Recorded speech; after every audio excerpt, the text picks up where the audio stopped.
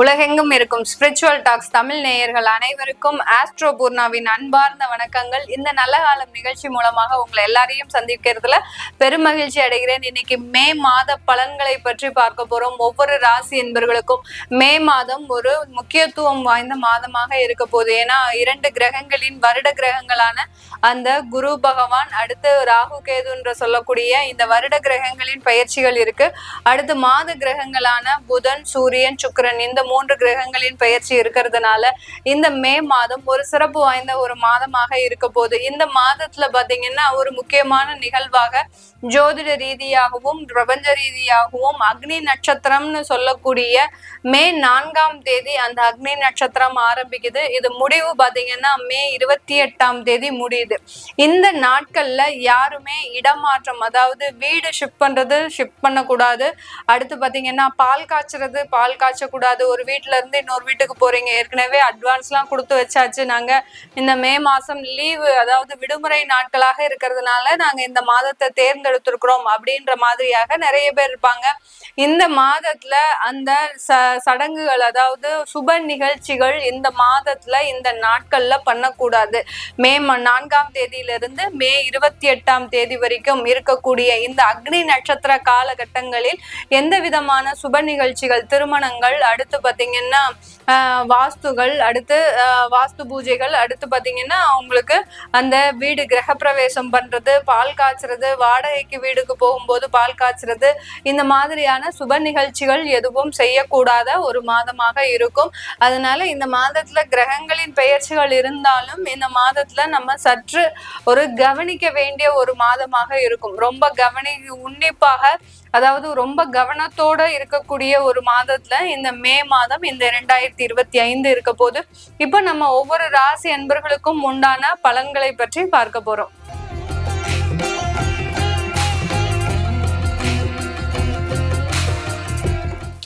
மேஷ ராசி அன்பர்கள் பொதுவாகவே சிறிய உழைப்பு போட்டு பெரிய வருமானத்தை ஈட்டக்கூடியவர்கள். அதே சமயத்துல கடின உழைப்பாகவும் இருக்கும். அந்த உழைப்புல பாத்தீங்கன்னா அந்த சிறு உழைப்பா இருந்தாலும் அந்த உழைப்பு மிகப்பெரிய, யாராலுமே செய்ய முடியாத உழைப்பாக தான் இந்த மேஷ ராசி அன்பர்கள் எப்போதுமே செய்வாங்க. இந்த மேஷ ராசி பெண்கள் பொதுவாகவே பாத்தீங்கன்னா அந்த குடும்பத்துல இருக்கக்கூடியவர்களை ஒரு அரவணைப்போடு அன்போட எடுத்து செல்பவர்கள் இந்த மேஷ ராசி பெண்கள் தான். ரொம்ப படபடன்னு பேசுவாங்க ஒழிய பெருமளவு இவர்களுடைய மனதுல பெருமளவு ஒரு வன்மையான குணங்கள், அதாவது ஒரு சூதுவாது இல்லாமல் வளர்ந்தவர்கள் தான் இந்த மேஷ ராசி அன்பர்கள் பெண்களும் கூட.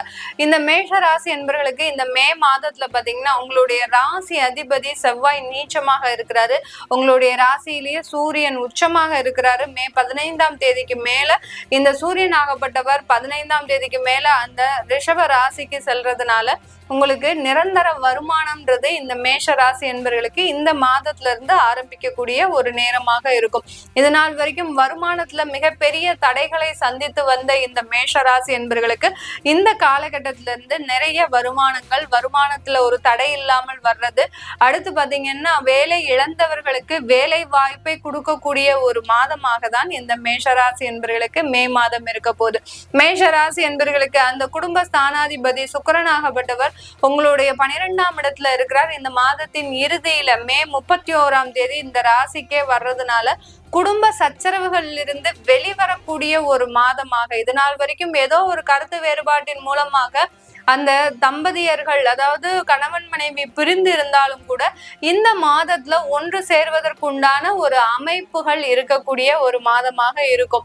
இந்த மாதத்துல 2 பேரும் சேர்ந்து வாழக்கூடிய ஒரு அமைப்பை உருவாக்கி இருக்கக்கூடிய இந்த கிரகங்களின் பெயர்ச்சிகள் பாத்தீங்கன்னா மிக பெரிய அளவுல இந்த மேஷராசி அன்பர்களுக்கு மிகவும் நன்மைகள் தரக்கூடிய ஒரு மாதமாக இருக்கும்.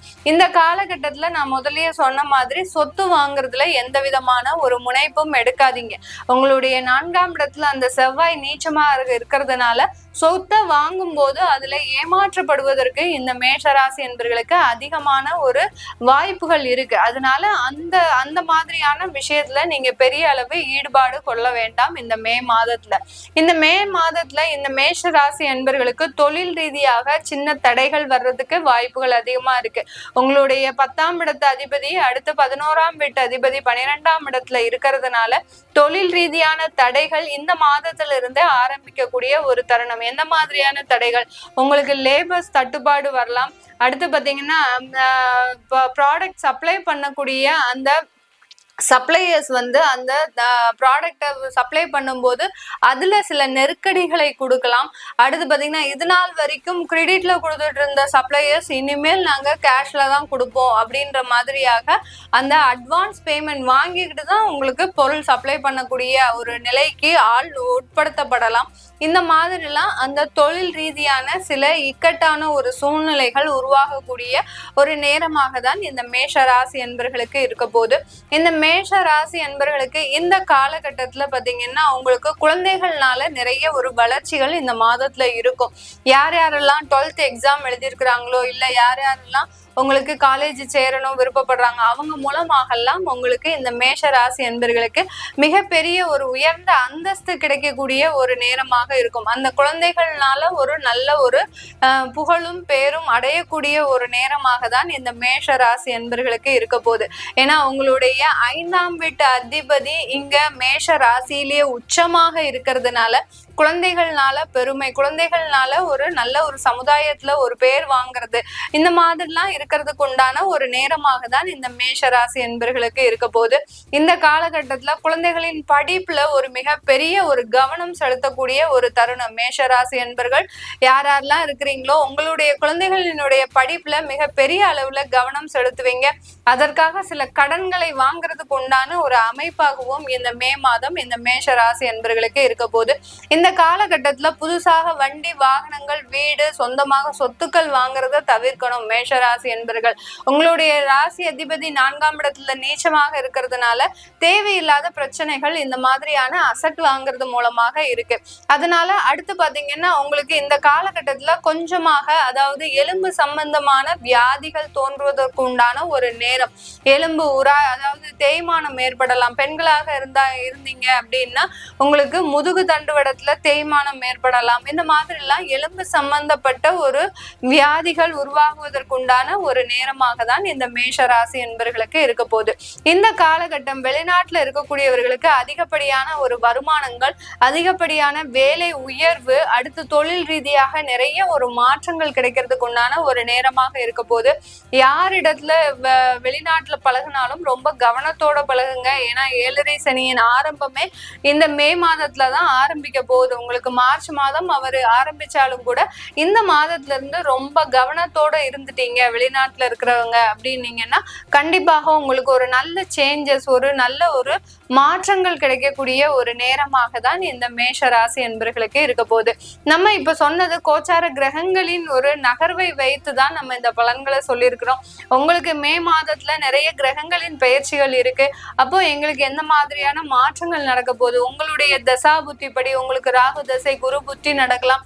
அடுத்து பாத்தீங்கன்னா சூரிய தசை சுக்கிர புத்தி நடக்கலாம். இந்த மாதிரியான காலகட்டங்கள்ல உங்களுக்கு எந்த மாதிரியான பிரச்சனைகள் இருக்கும் இல்ல எல்லா வளர்ச்சிகள் இருக்கும் அப்படின்னு தெரிஞ்சுக்க விருப்பப்படுறவங்க கீழே இருக்கிற நம்பருக்கு வாட்ஸ்அப்ல அப்பாயின்மெண்ட் வாங்கிக்கிட்டு நீங்க என்கிட்ட கன்சல்ட் பண்ணிக்கலாம். உங்களுடைய குழந்தைகளுக்கு ஜாதகம் எழுதணும். நிறைய பேர் பாத்தீங்கன்னா இப்போ ஜாதகம் எழுதுறதே இல்லை. ஏன்னா அந்த ஜாதகம் எழுதுறக்கூடிய பழக்கமே போயிடுச்சு எல்லாருக்குமே. அந்த காலத்துல ஒரு 80s 90s அது வரைக்கும் எழுதிக்கிட்டே வந்திருக்கிறாங்க. அதுக்கப்புறம் பாத்தீங்கன்னா அந்த ஜாதகம் எழுதுற பழக்கமே போச்சு. யார்கிட்ட கேட்டாலும் எங்களுக்கு ஜாதகம் எழுதி வைக்கல அந்த மாதிரியாக தான் நிறைய பேர் சொல்றாங்க. அது மாதிரி ஜாதகத்தை எழுதும் போது அதற்குண்டான ஒரு பலன்களே வேற மாதிரியா இருக்கும். நமக்கு அந்த கிரகங்கள் ஒரு ஆக்டிவேட் ஆகிறதுக்கு உண்டான வாய்ப்புகள் அதிகமா இருக்கும். அதனால ஜாதகம் உங்களுடைய பிறந்த குழந்தைகளுக்கு எழுதணும் இல்ல உங்களுடைய குழந்தைகளுக்கு பேர் மாற்றம் செய்யணும் அப்படின்னு நினைக்கிறவங்களும் கீழே இருக்கிற நம்பருக்கு வாட்ஸ்அப்ல அப்பாயின்மெண்ட் வாங்கிக்கிட்டு என்கிட்ட கன்சல்ட் பண்ணிக்கலாம். உங்களிடமிருந்து விடைபெறுவது உங்கள் ஆஸ்ட்ரோ பூர்ணா. நன்றி, வணக்கம்.